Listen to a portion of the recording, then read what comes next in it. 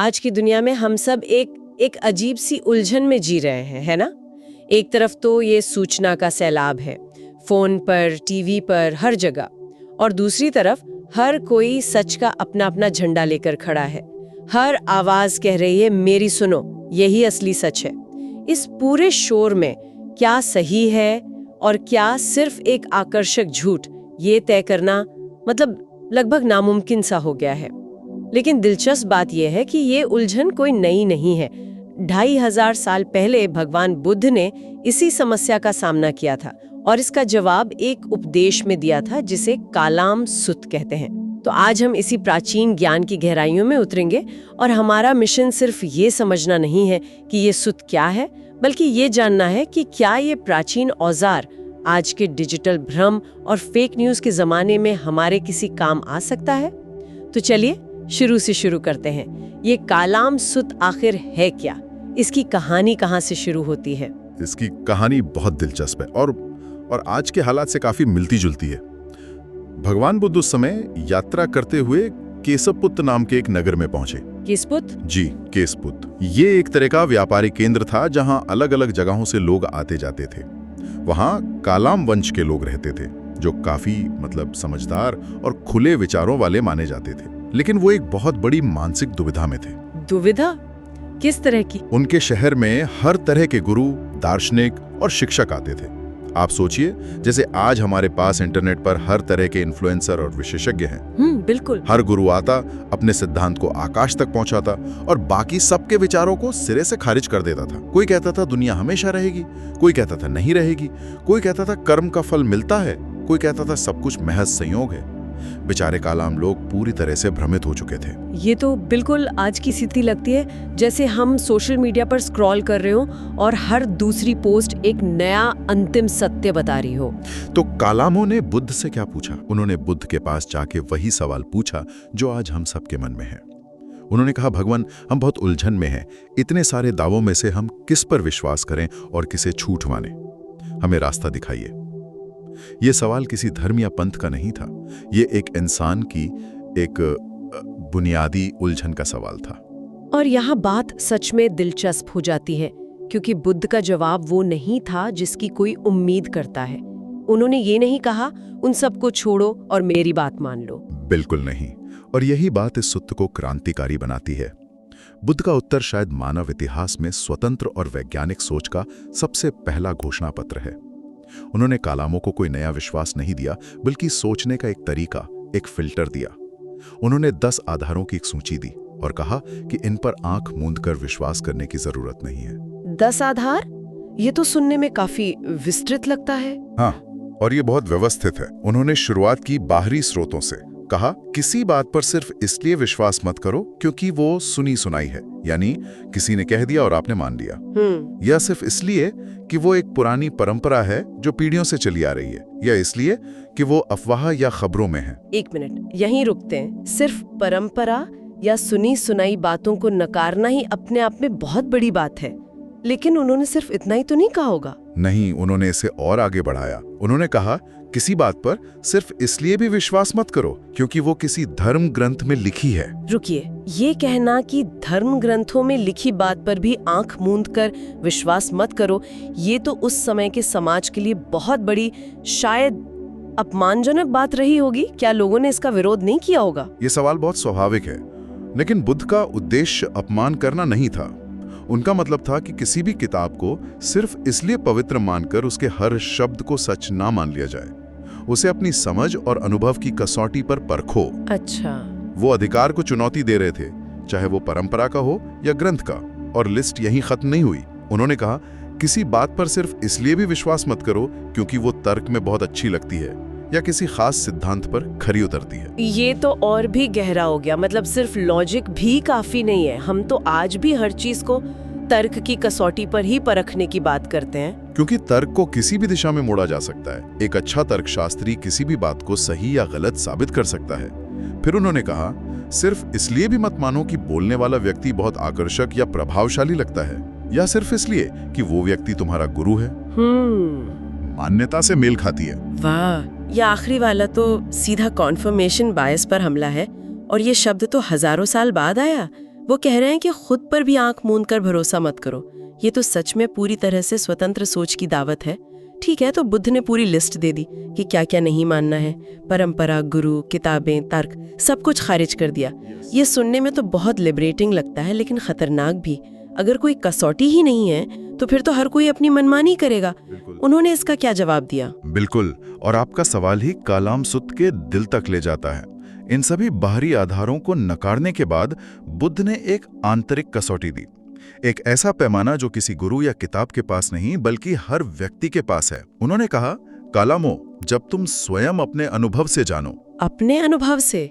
इसका क्या मतलब है? इसे कैसे परखें? उन्होंने इसे बहुत साफ तरीके से समझाया। उन्होंने 2 शब्द दिए, अकुशल और कुशल। अकुशल और कुशल? हाँ, उन्होंने कहा, जब तुम अपने अनुभव से देखो कि कुछ विचार या कर्म करने पर मन में लोभ, द्वेष और मोह बढ़ता है, जब वे तुम्हें या दूसरों को दुख और पीड़ा देते हैं, तो समझो कि वे अकुशल हैं। उन्हें त्याग दो, चाहे उन्हें कोई भी सिखा रहा हो। और कुशल इसका ठीक उल्टा होगा। हाँ, और जब तुम स्वयं अनुभव करो कि कुछ विचार या कर्म करने पर मन में करुणा, मैत्री और उदारता बढ़ती है, जब वे तुम्हारे और दूसरों के कल्याण और सुख का कारण बनते हैं, तो समझो कि वे कुशल हैं। उन्हें अपनाओ और उन पर चलो। तो कसौटी ये नहीं है कि कोई बात सच है या झूठ है, बल्कि ये है कि वो कल्याणकारी है या अकल्याणकारी। मतलब बुद्धा विश्वास करने के लिए नहीं, बल्कि खुद जीकर देखने के लिए कह रहे हैं। सत्य कोई उधार ली हुई चीज नहीं हो सकती, उसे खुद कमाना पड़ता है। ये पूरी तरह से एक व्यवहारिक, अनुभव पर आधारित दृष्टिकोण है। और ये आज के लिए बहुत प्रासंगिक है। सोचिए, अपने फैमिली व्हाट्सएप ग्रुप में एक मैसेज आता है। हाँ, आते ही रहते हैं। कि नींबू वाला गर्म पानी पीने से कोई भी बड़ा रोग ठीक हो सकता है। एक्सपर्ट्स ने कंफर्म किया है। अब कालाम सुत्त यहाँ काम आता है। पहला सवाल, ये बात सुनी सुनाई है? हाँ। क्या ये परंपरा है? शायद नहीं। हाँ। क्या ये किसी अथॉरिटी मतलब एक्सपर्ट ने कही है? मैसेज में लिखा है, पर क्या हमने जांचा? नहीं, बिल्कुल नहीं जांचा, हम बस फॉरवर्ड कर देते हैं। और अब सबसे जरूरी सवाल, इसे अपनाने से क्या सच में सबका कल्याण हो रहा है, या गलत मेडिकल सलाह से किसी को नुकसान हो सकता है?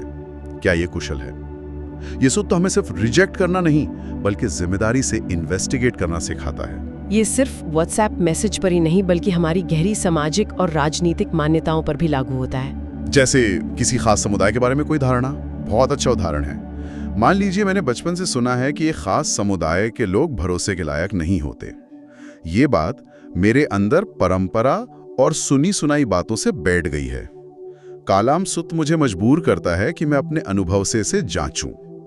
जब मैं उस समुदाय के लोगों से मिलता हूं, क्या मेरा अनुभव सच में मेरे पूर्वाग्रह की पुष्टि करता है, या मैं पाती हूं कि वे भी वैसे ही अच्छे बुरे इंसान हैं जैसे कोई और? बिल्कुल। फिर मैं खुद से पूछूं, इस पूर्वाग्रह को मन में रखने से क्या मेरे अंदर करुणा बढ़ रही है या नफरत? क्या ये कुशल है? जवाब खुद ब खुद मिल जाता है। एक सवाल मन में आता है, अगर हर कोई अपने अनुभव को ही अंतिम सत्य मानेगा, तो क्या इससे अराजकता नहीं फैलेगी? कोई कह सकता है, मेरा अनुभव कहता है कि स्वार्थी होना ही मेरे लिए फायदेमंद है। बुद्ध के इस उपदेश को गलत समझने का कितना खतरा है? ये बहुत जरूरी सवाल है, और यहीं कुशल और अकुशल की परिभाषा काम आती है। बुद्ध ने ये नहीं कहा कि जो तुम्हें अच्छा लगे वो करो। उन्होंने कहा, वो करो जो तुम्हारे और दूसरों के लिए कल्याणकारी हो। अच्छा। कसौटी पर्सनल प्रेफरेंस नहीं, बल्कि यूनिवर्सल कंपैशन है।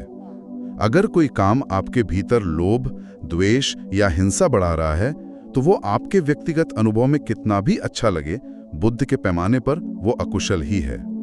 स्वार्थ आपको कुछ समय के लिए फायदा दे सकता है, लेकिन लंबे समय में वो आपको अकेला और अशांत ही बनाएगा। अनुभव सिर्फ तात्कालिक नहीं, बल्कि दूरगामी परिणामों का भी होता है। ये सुनने में काफी हद तक पश्चिमी दर्शन के एम्पिरिसिज्म जैसा लगता है, जहां अनुभव को ही ज्ञान का मुख्य आधार माना जाता है। क्या बुद्ध के इस विचार और पश्चिमी सोच में कोई बड़ा फर्क है? ये बहुत अच्छी तुलना है। समानताएं जरूर हैं, लेकिन एक बहुत बड़ा फर्क है। पश्चिमी एम्पिरिसिज्म या अनुभववाद ज्यादातर मूल्य निरपेक्ष होता है, वैल्यू न्यूट्रल। उसका लक्ष्य है जानना कि दुनिया कैसे काम करती है, ज्ञान के लिए ज्ञान। लेकिन कालाम सुत्त का एक अंतर्निहित नैतिक और आध्यात्मिक आयाम है।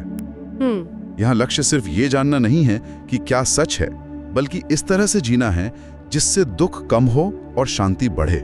ये ज्ञान को मुक्ति और करुणा से जोड़ता है। और आपने ध्यान की बात भी की थी। ये सिद्धांत ध्यान की प्रक्रिया से कैसे जुड़ता है? जब कोई व्यक्ति ध्यान में बैठता है तो वो असल में कालाम सूत को जी रहा होता है। वो अपने मन में उठने वाले विचारों को बिना किसी पक्षपात के बस देखता है। ये नहीं कहता ये मेरा विचार है या ये बुरा विचार है। वो सिर्फ एक साक्षी होता है। और फिर वो उन्हें जांचता है। हाँ, फिर वो धीरे धीरे ये देखना शुरू करता है कि कौन से विचार मन में बेचैनी पैदा करते हैं और कौन से शांति। वो खुद से पूछता है, ये जो विचार अभी मेरे मन में आया, क्या ये दुख बढ़ा रहा है या शांति? क्या ये चिंता पैदा कर रहा है या स्थिरता? यही विवेक, यही जांच परख धीरे धीरे व्यक्ति को बाहरी शोर से हटाकर आंतरिक सत्य की ओर ले जाती है।